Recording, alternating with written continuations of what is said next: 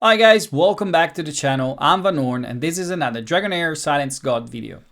Tonight guys, I'm on the test server because I want to talk to you about a champion that I don't see highlighted enough. I don't think people and content creators have really understood how strong and good this champion is. It's a champion we all gonna have for free in season 4.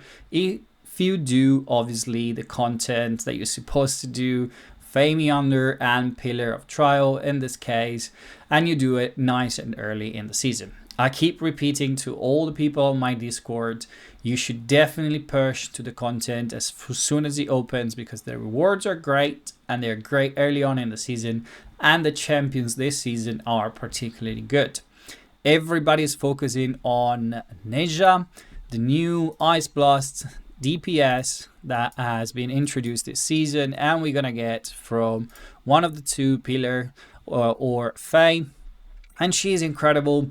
She's kind of a second coming of Girthing.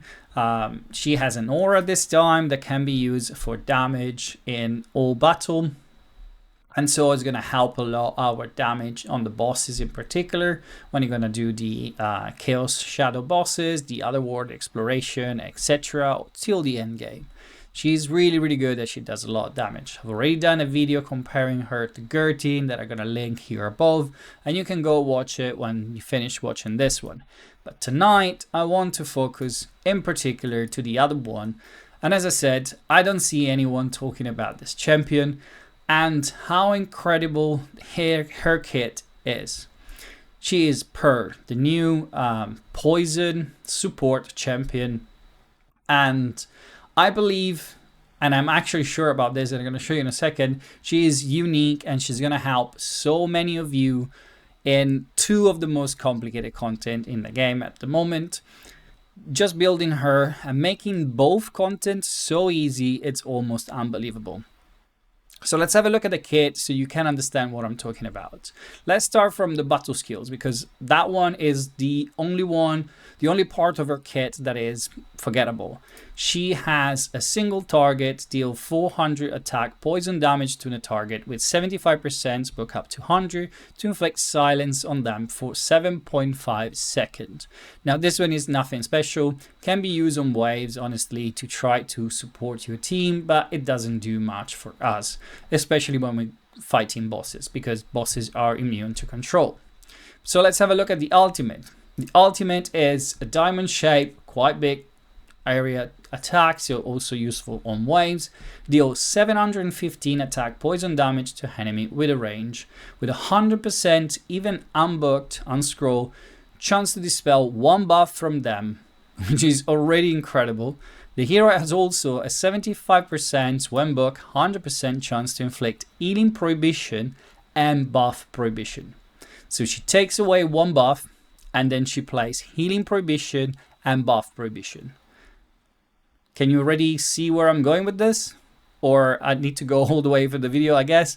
But nevertheless, the most incredible part, in my opinion, is her passive. So when an ally takes an AoE damage, any ally takes, even if it's one of them that takes those diamond shapes attack, she dispel one debuff from all the allies. These skills only take effect every 5 seconds. Now bosses have 5-second rotation. Another hint where we're going to use this champion, and she's going to cleanse the entire team with a passive every time you take an AoE attack. It's absolutely mental. I think, I don't think content creator and player have realized how strong this champions is. This epic is absolutely incredible. And let me show you, actually, let me jump back to the gallery. Let me show you one thing and why I'm saying that she is unique. So let's filter for dispel buff and buff dispel. So we're dispelling debuff and buff. There are a few champions that can do it. Some of them are new. There's only 4 champions really, and they are quite conditional. Calavera is the event for season 4, so it's not accessible at the moment. Stanguim, it's kind of meh. Tarula is new and the kit is really not that great. So already we're closing up on this one. But if we add our debuff over here, healing prohibition, she's unique. or block buff. She's absolutely unique. Is the only champion in the game that has the ability to block, to take off a buff, a debuff from you, a buff from the boss, place healing prohibition, and buff block. Again, I am blown away by this kit. I had to try it, and so I jumped to the test server and I decided to try her with a very basic team in 2 of the most complicated dungeons. And we're going to see them tonight. The first one is going to be Grave of Rot. Grave of Rot is quite painful. If you played Season 4, you already know.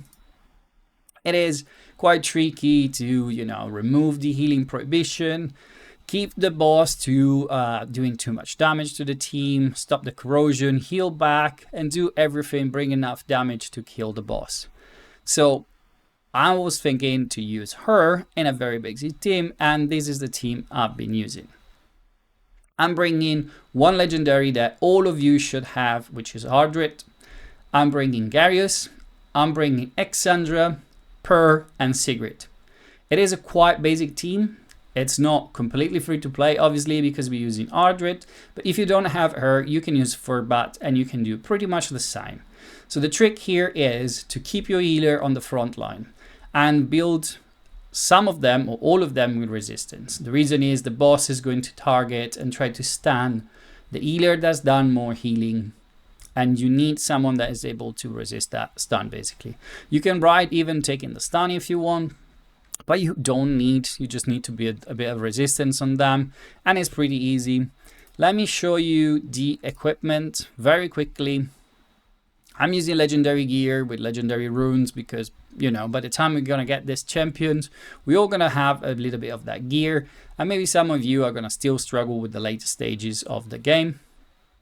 Or for next season, when we're going to have to build a team that is able to go all the way up to 9, we're going to keep that in consideration. So we're using the usual suspect. We have protection on hard rate with the Witches Remain. We have the new Oasis on Garius with the Gatekeeper. We have Per with the Incense Burner to try to get back to her ability much quicker. We have Sigrid with the Poison of the Swamp. You can use the Rivatrix route if you want on her, it doesn't matter. And we have Exandra with the Diamond, Everlasting Diamond from Season 2, I believe. Artifact that you should have bought from the shop if you are in Season 4 and you didn't manage to get in Season 2. She's in a healing set. It really doesn't matter. We have enough overhealing over here to survive. The only thing you need to worry about is to try to get some skill haste on the champions so you can keep up with the rotation of the boss. Also because we're going to use the same champions with the same gear on another boss in a second. Build some resistance on Exandra and Garius to try to resist the stuns, and then when Ardrit is going to kick in with the rotation of her ability and she reach enough stacks to share the resistance with everybody else, you're not going to have basically to worry about the stuns anymore. Then you have to place your 2 sort of DPS, Pearl and Sigrid, on the back, so they're not going to be affected by the stun of the boss. That's pretty much everything you need to worry about. Let's run it and let me show you what is happening. It's all auto. I don't have any timing on this one. We're going to use the timing on the other boss. You're going to see that the boss hit. We're going to have the healing prohibition. We're going to start healing. This one gets wasted. We're healing again. It doesn't matter. We're dispelling. We're blocking the buff. We're starting healing back. And we have placed the healing prohibition on the boss. And when we took that AoE damage, you're going to see that as soon as the front line get hit here on the A2, she's going to dispel the healing prohibition from everyone. And so the next heal is going to heal the team up in full. We have the decreased defense on the boss, and we keep going with this rotation. The boss is going to place the healing prohibition. On the second hit, is going to hit the front line with my tanks. And as soon as they get hit, boom, the debuff is gone. Team is fully going. We get the healing back, and we keep going and going like this. It takes quite some time. I'm not saying it's a super quick comp, but it's a very easy comp to put together. And as soon as Ardred kick in with her sharing of the defense, the HP, the accuracy and resistance, the team is going to be even easier to run. And now we get into that point, so we're shielding, and we are safe. We are safe for the entirety of the fight. And if you take Per out, it's not so easy. You have to rely on Exandra and Ardred to dispel those healing prohibition. It might goes off sync. Second hit of the boss maybe, and one of your champion is gone and the comps fall apart. With her, every time you get the healing prohibition, A2 is gonna hit the top healer, which is always at the front line. Some of them are gonna resist, but the debuff is gone and the team keep going. And it's very simple as it is. Now the run is going to go for another minute roughly. We are close to the half of the fight, but you can see that also we're placing the healing prohibition on the boss as well, which means that when he's swallowing, our tank is not going to heal back, he's going to still have it up, and we don't have to worry about that neither. So this kit seems perfect to slots in this position for this fight, and I'm loving it, to be honest, because it's a champion we can get for free and is a quite annoying content that all at once gets sorted out pretty much so easily with one champion. So let's get quickly to the end here. Hopefully in a few seconds we're going to see the boss down. 2.5 minutes and we're almost there. I am puzzled by why people are not talking about this champion, to be honest. When I saw the kit, I was really interested, and now that I've tried it in more content, I can tell you, you should definitely be on top of that pillar and Fame under. Get yourself the best chance to get this champion. Now, the fight is finished. As you can see, we've never been in any trouble. It was never a point where you have to be concerned about this run. 2 minutes 49. Not the fastest, but it's easy and done. Accessible comp. Of course, we have, a little bit of legendary gear over here, but by the time we get there to get her, we're going to be there too. I'm using 3 elemental affinity, by the way, so there is no doubt that my psychic core is going to be overbuilt to do this content. You only get the buff on the champions that have that ability, that affinity. And so let's jump to the next content, which is going to be none other than the Ancient Battlefield. Ancient Battlefield is arguably one of the most complicated dungeon. The boss hits hard. You have to worry about the mechanics. You can't just get away there and blast through it. They removed the damage stoppage in this season. So technically we can come in with a full, blasting team. But it's still quite difficult to sustain the hits of the boss. You're gonna try to stun. If he stuns, you get increased defense. Your damage is gonna get reduced, and so it gets much more difficult. The comp is the same. The gear is the same. I'm putting Exandra on the back now because she's the one that's gonna have to sustain basically and resist the stun. The rest of the team is up on the front. She is particularly good over here because her ultimate is going to dispel the increased attack and put block buff that is going to stay up until the ultimate of the boss, so it doesn't get the increased defense. And so in one go, you have sorted both skills. You only have to worry about the resistance on the champions on the back, place decreased attack on the boss, and stay alive for long enough to get the fight down. To do so, I'm using some time over here. I basically time at 18 seconds, Sigrid, Garius, and Per.